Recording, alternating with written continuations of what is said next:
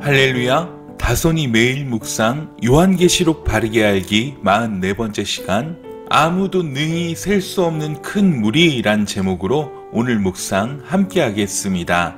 본문은 요한계시록 7장 전체인데요. 오늘은 7장 마지막 시간으로 9절과 10절을 읽겠습니다. 2일 후에 내가 보니 각 나라와 족속과 백성과 방언에서 아무도 능히 셀 수 없는 큰 무리가 나와 흰옷을 입고 손에 종려가지를 들고 보좌 앞과 어린 양 앞에 서서 큰 소리로 외쳐 이르되 구원하심이 보좌에 앉으신 우리 하나님과 어린 양에게 있도다 하니. 아멘.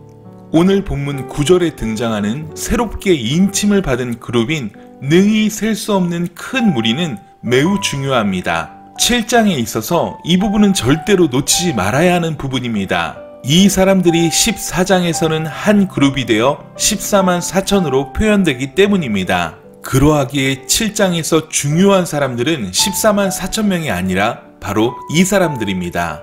사도 요한은 엄청난 장면을 보고 있습니다. 각 나라와 족속과 백성과 방언에서 아무도 능히 셀 수 없는 큰 무리가 나와 흰옷을 입고 손에 종려가지를 들고 보좌 앞과 어린 양 앞에 서서 큰 소리로 찬양하기를 구원하심이 보좌에 앉으신 우리 하나님과 어린 양에게 있도다 라며 경배를 드리고 있는 것입니다. 이러한 장면을 보고 있는 것입니다. 이 큰 무리들이 어떤 자들인가에 대해서는 13절에 답변이 나옵니다.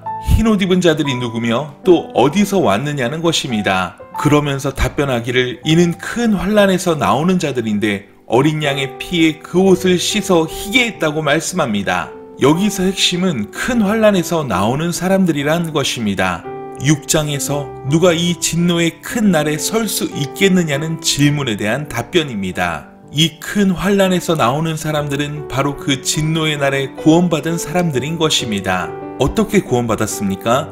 어린 양의 피에 그 옷을 씻어 희게 했다는 것입니다. 다시 말해 이 사람들은 어떤 사람들입니까? 진노의 큰 날에 오직 예수 그리스도만을 구주와 주님으로 믿고 그 피로 씻음받은 믿음의 사람들이란 것입니다. 이 단락에서 인을 쳤다는 말씀은 나오지 않습니다. 그러나 15절에 의하면 이 사람들은 하나님의 보좌 앞에 있습니다. 그들은 성전에서 밤낮 하나님을 섬겼습니다. 그 결과 하나님이 그들과 함께 계셨습니다. 그들 위에 장막을 치신 것입니다. 그래서 다시는 줄이지도 목마르지도 아니하고 해나 아무 뜨거운 기운에 상하지도 아니할 것이라고 말씀합니다. 이런 상황은 계시록 21장 3절에서 7절에 나옵니다.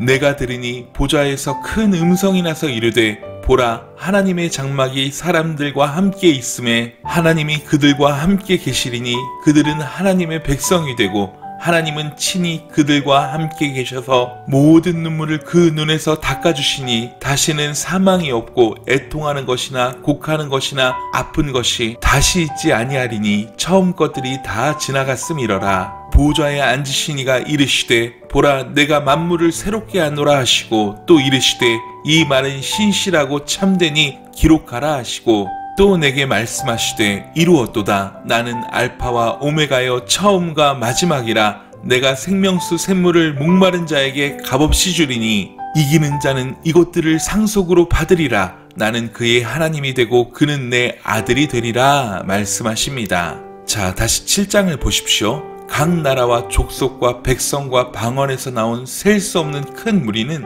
다시는 줄이지도 목마르지도 해나 아무 뜨거운 기운에 상하지도 아니한다고 말씀합니다. 그러면서 17절에 어린 양이 그들의 목자가 되사 생명수 샘으로 인도하시고 하나님께서 그들의 눈에서 모든 눈물을 씻어주실 것임이라 말씀하고 있습니다. 21장에도 생명수 샘이 동일하게 등장합니다. 그러므로 이 단락에서 인을 쳤다는 말씀은 없지만 이들은 21장의 영원한 천국을 상속받은 사람들이란 것을 알 수 있습니다. 자, 그러면 앞에 14만 4천 명은 이스라엘 12지파를 구체적으로 언급하고 뒤에 셀 수 없는 큰 무리는 각 나라와 족속과 백성과 방언이란 표현을 쓰고 있는 이유가 무엇이겠습니까? 이는 신약교회의 특성을 설명하고 있는 것입니다. 신약교회는 어떤 사람들의 나라입니까? 구약 이스라엘 백성들의 나라가 아닙니다. 누구든지 어린 양의 피에 그 죄를 씻기만 하면 구원을 얻게 되는 것입니다. 그러므로 7장의 무게중심은 14만 4천 명에 있는 것이 아니라 지금도 계속되고 있는 각 나라와 족속과 백성과 방언에서 나오고 있는 흰옷을 입은 큰 무리에 있다는 것입니다. 이 사람들은 큰 환난에서 나오는 사람들입니다. 이 말씀이 요한계시록의 상황을 말씀해주는 소중한 구절입니다. 큰 환난에서 믿음으로 승리한 사람들, 그러므로 우리는 구원에 대한 어떤 특정한 논리들을 만들어내는 잘못된 신학과 잘못된 성경 해석을 경계해야 합니다. 또한 신천지와 같은 이단들을 경계해야 하는 것입니다. 지금 사도 요한은 누가 이 진노의 날에 승리할 수 있느냐는 질문에 어린 양의 피에 그 옷을 씻어 희게 된 사람들이라고 답변하고 있는 것입니다. 그리고 그들은 계시록 21장에서 설명한 영원한 천국을 상속받게 될 것입니다. 사랑하는 여러분, 말세지말 큰 환난의 시대, 고난의 시대에 누가 능히 설 수 있겠습니까? 이 진노의 큰 날에 누가 설 수 있느냐는 질문에 어린 양의 피에 씻겨진 믿음으로 승리한 사람들이 설 수 있다고 답변하고 있습니다. 여러분, 믿음으로 승리하는 성도는 큰 환난에 굴복하지 않아야 합니다. 세상에 지지 않고 살아야 합니다. 주님 다시 오실 때까지 승리하는 그리스도인으로 살아야 합니다. 7장의 교훈의 핵심은 큰 환난에서 승리하는 믿음입니다. 그런 그들에게 영원한 천국을 선물로 주신다고 말씀하시는 것입니다. 요한계시록은 7교회로 상징되는 우리 시대의 그리스도인들에게 말하고 있습니다. 주님의 심판이 이르기 전에 회개하고 믿음에 합당한 삶을 살라고 말입니다. 이것이 요한계시록뿐만이 아닌 성경 전체가 요구하는 핵심 메시지일 것입니다. 여러분, 오늘의 묵상을 꼭 기억하십시오. 그리고 마음에 새기시면서 오늘 하루도 믿음으로 승리하는 그러한 하루 되시길 간절히 소원합니다. 사랑하고 축복합니다. 샬롬.